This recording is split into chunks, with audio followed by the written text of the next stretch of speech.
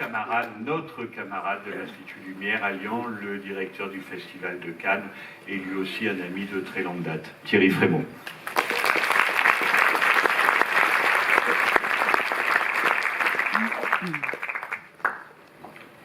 Bonjour à tous, on va essayer en effet de terminer dans la joie, dans l'affection. On a tellement de choses à dire sur Agnès que j'avais préparé plusieurs interventions, de peur que certaines soient dévitalisées par... et puis, je voulais juste redire 2 ou 3 choses en effet, depuis le temps que nous nous connaissions avec Agnès, dire d'abord que c'est en festivalier que j'avais vu Les Glaneurs et la Glaneuse, que Gilles Jacob avait sélectionné en séance spéciale. Et c'est à cause de cette séance que depuis, il y en a eu beaucoup d'autres à Cannes, en séance spéciale, beaucoup de documentaires, beaucoup d'essais. C'est à ça qu'on doit, c'est ça qu'on doit à Agnès dans la programmation contemporaine du Festival de Cannes.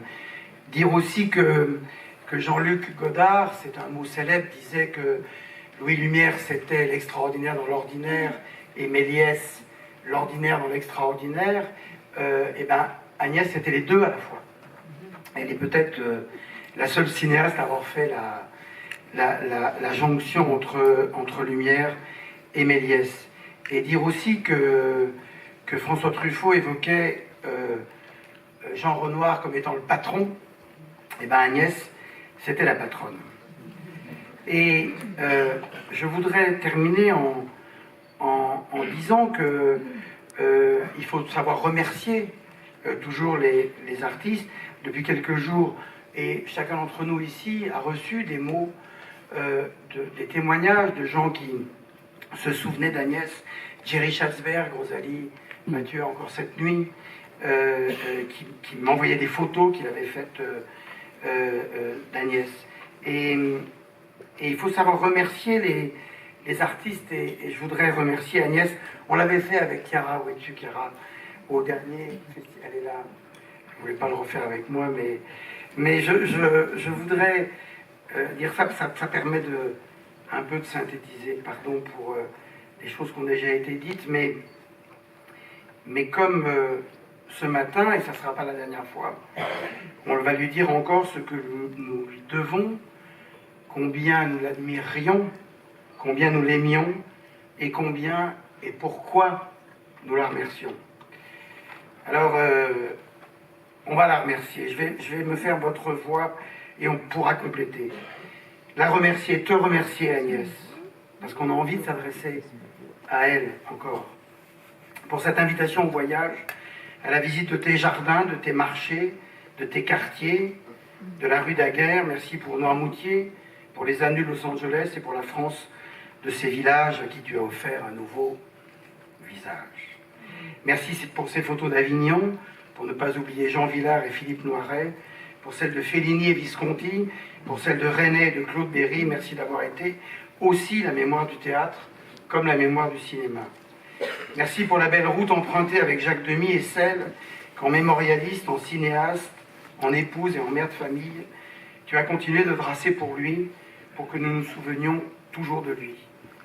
Merci d'avoir inventé ton propre cinéma et en le faisant, d'avoir réinventé le cinéma, toi qui affirmais ignorer ce que c'était, ce qui a fait de toi une réalisatrice unique, comme si tu t'inspirais de ce que Simone de Beauvoir disait des femmes.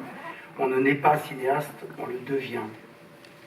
Merci aussi pour les 101 nuits de Simon Cinéma, ce film hommage à l'invention du cinématographe Lumière. Merci aussi d'avoir, avec Jane Birkin, dormi dans le lit d'Antoine Lumière, au Château Lumière. C'était les tout débuts de l'Institut Lumière.